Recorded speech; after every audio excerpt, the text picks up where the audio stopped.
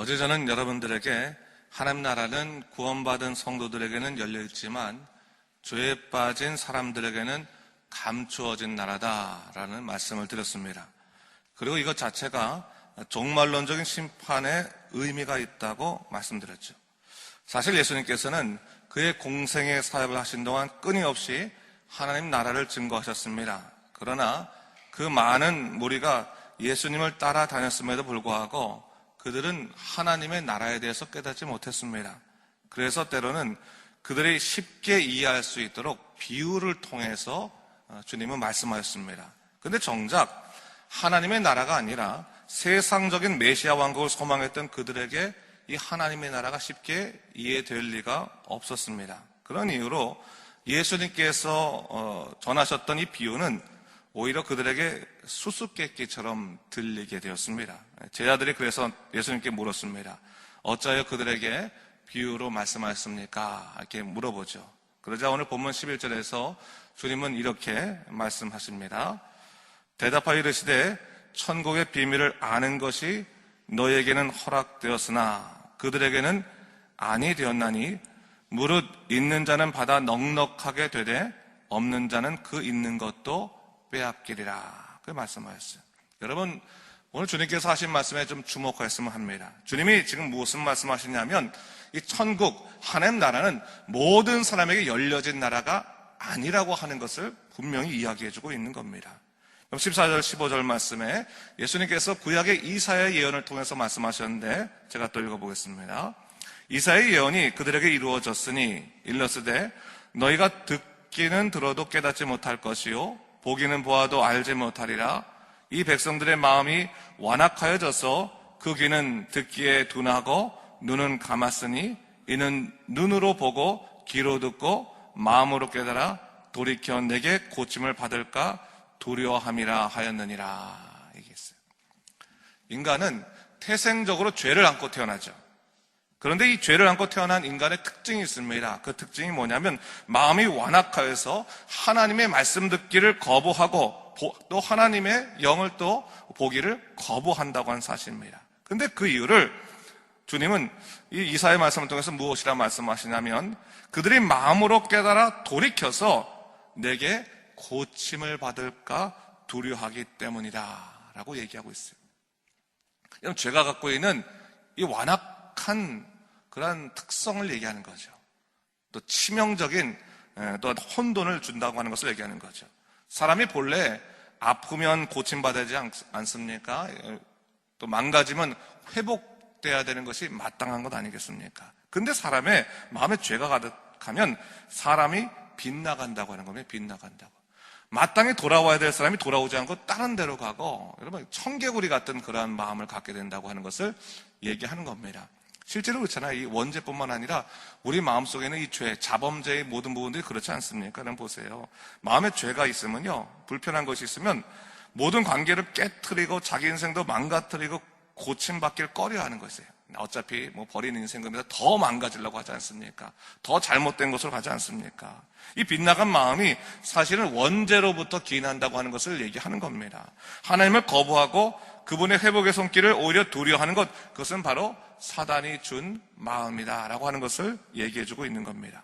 그런 차원에서 하나님께서 우리를 붙잡아 주지 않으시면요, 우리 스스로 복음을 받아들이는 것이 사실은 불가능한 겁니다. 인간이란 존재가 최초의 죄를 지어서 어떡합니까? 죄를 가리기 위해서 무화과나무 잎으로 자기 몸을 가렸지 않습니까? 치마를 만들어서 가렸습니다. 근데 그것이 잘못된지도 깨닫지 못하는 거예요. 문제 있는 것도 깨닫지 못하는 거예요. 근데 하나님께서 그들의 어리석음을 보고 나서 그들을 심하게 질책하시기보다는 그 어리석음 때문에 어떡합니까? 나중에 옷을 바꿔 입히지 않습니까? 이 가죽 옷으로 바꿔 입히시는 그 하나님의 사랑, 이 복음의 역사라는 게 바로 그런 겁니다. 그래서 칼빈은요, 전적으로 타락한 인간을 위해서 하나님께서 불강력적인 은혜로 택정함의 구속을 허락하셨다, 이렇게 말하고 있어요. 사람이 원래 완전한 타락을 했기 때문에 하나님께 돌아가지 못하는데 그들이 거부할 수 없는 불강력적인 은혜로 택정한 그 사람에게는 하나님께서 구속을 허락하셨다라고 얘기하고 있어요. 여러분, 하나님께서요, 여러분을 선택하셨습니다. 여러분 믿으십니까? 하나님을 믿고 그분의 말씀에 따라서 살아가는 것은 하나님이 여러분을 택해 주셨기 때문에 그런 거예요. 내가 어떤 계기를 통해서 어떤 사람 때문에 복음을 듣고 그거는 계기일 뿐이지 그거 자체가 전적인 이유가 되지 못해요. 우리가 복음을 듣고 하나님의 사람으로 된 것은 하나님께서 택정함의 계획 속에서 우리에게 은혜를 허락하셨기 때문에 그런 겁니다. 그래서 우리가 그 은혜의 이유는 우리는 몰라요. 그 이유는 몰라요. 그러나 하나님께서 나를 택하신 것은 분명해요. 왜? 내가 예수 그리스도를 믿게 되었기 때문에 그렇습니다. 예수는 믿음으로 말미암아 구원받는 사람이 되었기 때문에 그 은혜는 사실은 절대로 지울 수 없는 것입니다. 그런 의미에서 본다면 복음을 받아들이게 된 것이 얼마나 큰 은혜입니까? 감사하며 살아야죠. 근데 여러분, 우리가 복음의 은혜로, 말씀의 은혜로 항상 감사하며 살고 있습니까? 그러지 못할 때가 많지 않습니까? 이상하죠. 분명히 구원받은 믿음의 사람들인데 왜 천국의 기쁨을 이 땅에서 온전히 누리지 못하고 살아갈까요? 그 이유에 대해서 오늘 주님께서 이 천국 비유를 통해서 말씀하시면서 우리에게 교훈을 주고 있는 겁니다.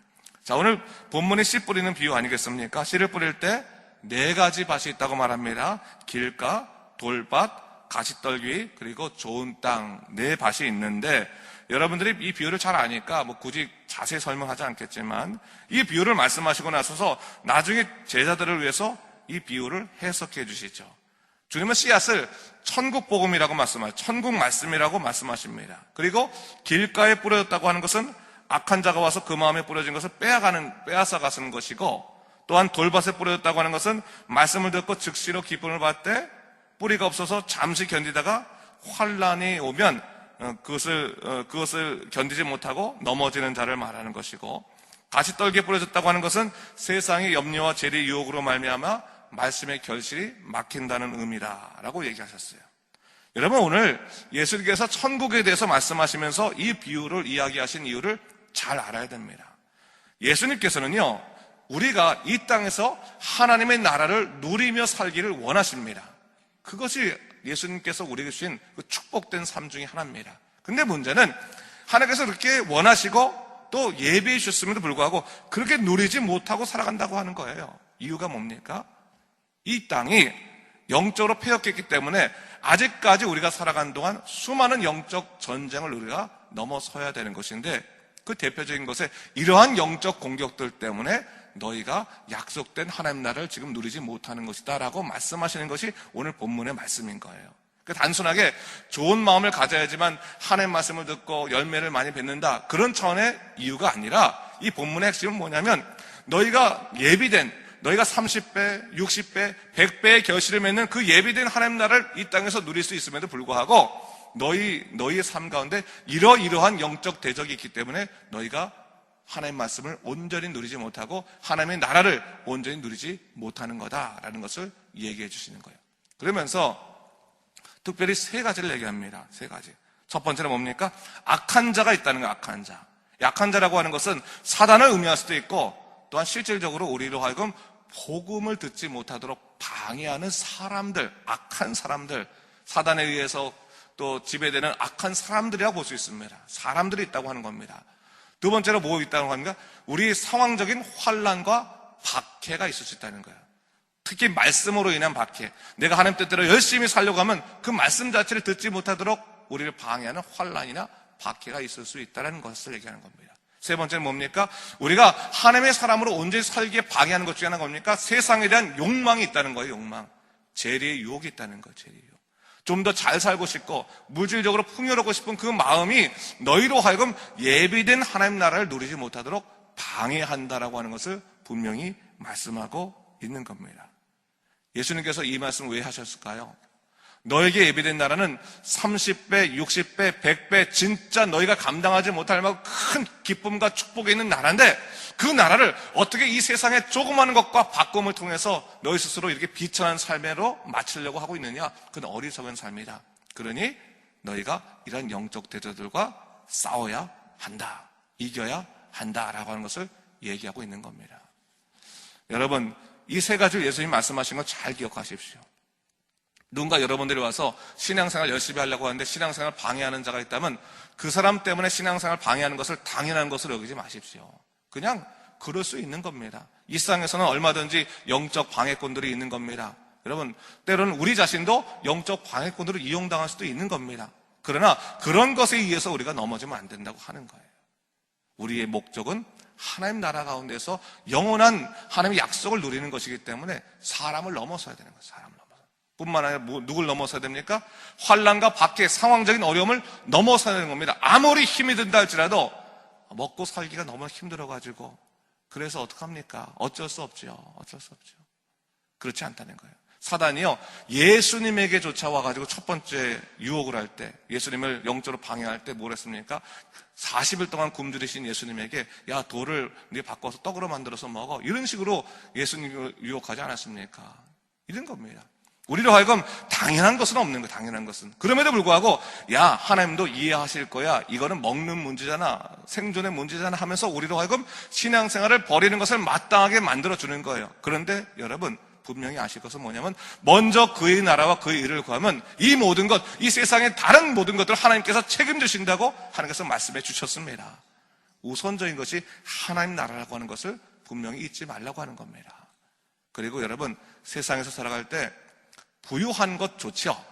잘 사는 것 좋지 않겠습니까? 근데 그것만을 목적으로 살면 하나님 나라를 잃어버립니다.